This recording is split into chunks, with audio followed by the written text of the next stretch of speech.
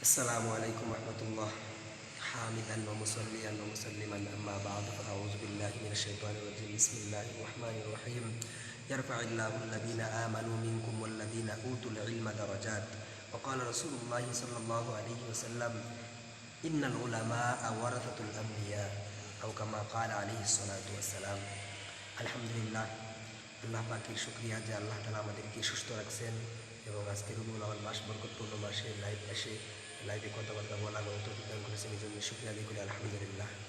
সম্মানিত দর্শক শ্রোতা, আমাদের এই বক্তব্য যে যেখান থেকে দেখছেন এবং দেখতেছেন দেখবেন সকলকে ধন্যবাদ এবং স্বাগতম জানিয়ে আমি আমাদের আজকের লাইভ বক্তব্য শুরু করছি।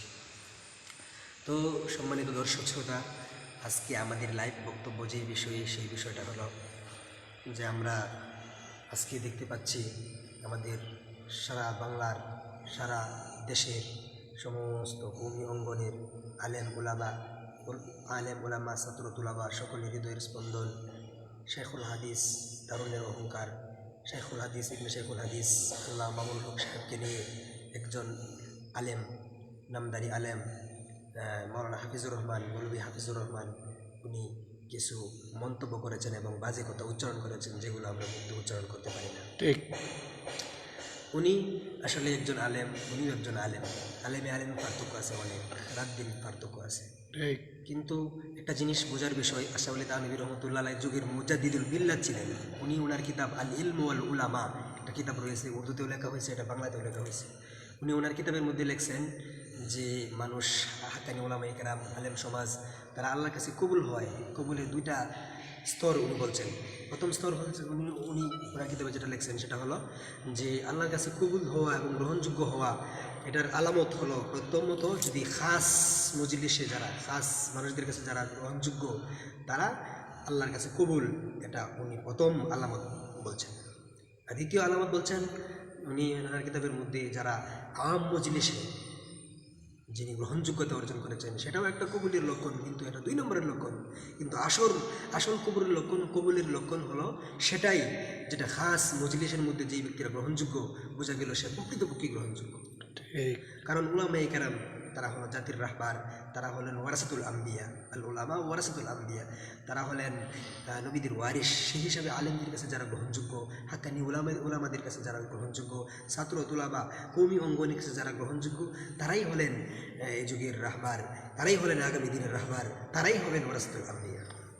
তো সেই হিসাবে আমরা বলতে পারি কওমি অঙ্গনের হৃদয়ের স্পন্দন যিনি 25-26 বছর যাবত যিনি বুখারী শরীফ পড়াইতেছেন, শাইখুল হাদিসের ছেলে শাইখুল হাদিস, ওনার বড় ভাইও শাইখুল হাদিস, উনিও শাইখুল হাদিস। সেই হিসাবে সারা বাংলাদেশের আমার জানা মতে এমন কোনো কওমি অঙ্গন নাই, কওমি মাদ্রাসা ছোটো হোক বড় হোক দাওরায়ে হাদিস পর্যন্ত এমন কোনো মাদ্রাসার খতমে বুখারী অনুষ্ঠান হোক, বার্ষিক অনুষ্ঠান হোক, এমন কোনো অনুষ্ঠান বাকি নাই যে অনুষ্ঠান মামুনুল হক নাই, ঠিক কিনা? মামুনুল হক ছাড়া আজকে মামুনুল হক আমাদের কওমি অঙ্গনের সমস্ত আলেমেদের সমস্ত উলামায়ে কেরাম ছাত্রতুল আবা সকলের কলিজার টুকরা, কলিজার মানুষ হয়ে গেছে, মোট কথা বললেই চলে। যার রাহবরে আমরা শত শত যুবক, শত শত আলেম উলামা, শত শত ছাত্রতুল আবা সমস্ত অনেক তৌহিদি জনতার দোয়া নিয়ে উনি সামনের দিকে আগাচ্ছেন। আমরাও দোয়া করি বারবার ওনার কণ্ঠকে যেন আল্লাহ তাআলা বৃদ্ধি করে দেন, কণ্ঠকে যেন জাতির সামনে স্থায়ী এবং স্থায়িত্ব দান করেন, ওনার কণ্ঠে দ্বারা জাতি যেন উপকৃত হতে পারে এবং সমস্ত নাস্তিক দ্রুসর যারা রয়েছে তাদেরকে যেন উপযুক্ত বিচার ওনার কণ্ঠের মাধ্যমে হয়, সেই দোয়া আমরা করতে থাকি। আমিন। তো সেই হিসাব অনুযায়ী উনি একজন আমাদের হৃদয়ের স্পন্দন, তারুণ্যের অহংকার, সমস্ত উলামায়ে কেরামদের কাছে গ্রহণযোগ্য একজন আলেম, কওমি অঙ্গনের উজ্জ্বল নক্ষত্র বললেই চলে। ওনাকে নিয়ে মন্তব্য যদি কেউ করে তাহলে সে যে কোনো তর্জের লোক হোক না কেন আমরা কোনোভাবেই তা মেনে নিতে পারি না, ঠিক না? কারণ উনি হলেন সমস্ত কওমি অঙ্গনের সূর্য।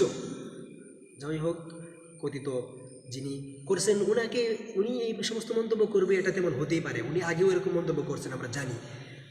আল্লামা খালেদ সাহেবুল্লাহ আইয়ুবীকে নিয়ে যে সমস্ত কথা উনি বলছেন সেই হিসেবে বোঝা গেছে উনি আগ থেকেই এই অভ্যাস ওনার ভিতরে রয়ে গেছে। উনি থাকতেই পারে, মানুষের ভিতরে বিভিন্ন ধরনের স্বভাব থাকে, কিন্তু ওনার কথায় আমরা যেন কেউ একজন হাক্কানি উলামায়ে কেরাম যারা যুগের পর যুগ সমস্ত উলামায়ে কেরামের কাছে গ্রহণযোগ্য, আলেমদের কাছে গ্রহণযোগ্য, কওমি অঙ্গনের কাছে গ্রহণযোগ্য, আল্লামা আহমদ শফী সাহেব যার হাতে তার মাথার মধ্যে হাত রেখে দোয়া করছেন, এই ছবি আমাদের চোখের সামনে ভাসছে এবং আমাদের অন্তরের মধ্যে লিপ্ত হয়ে আছে সেই ছবি। তো এরকম একজন গ্রহণযোগ্য একজন আলেমকে নিয়ে কেউ কথা বলবে, কটূক্তি করবে, এটা আমরা কোনোদিন সহ্য করতে পারবো না।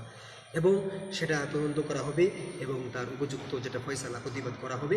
আল্লাহ রাব্বুল আলামিন আমাদের সকলকে হক বুঝে হকের উপর স্থায়ী এবং অটল অবিচল থাকার তৌফিক দান করেন আমিন। এবং বাতিলকে চিনে বাতিল থেকে ওয়াজাহাকাল বাতিল থেকে দূরে থাকার তৌফিক দান করেন।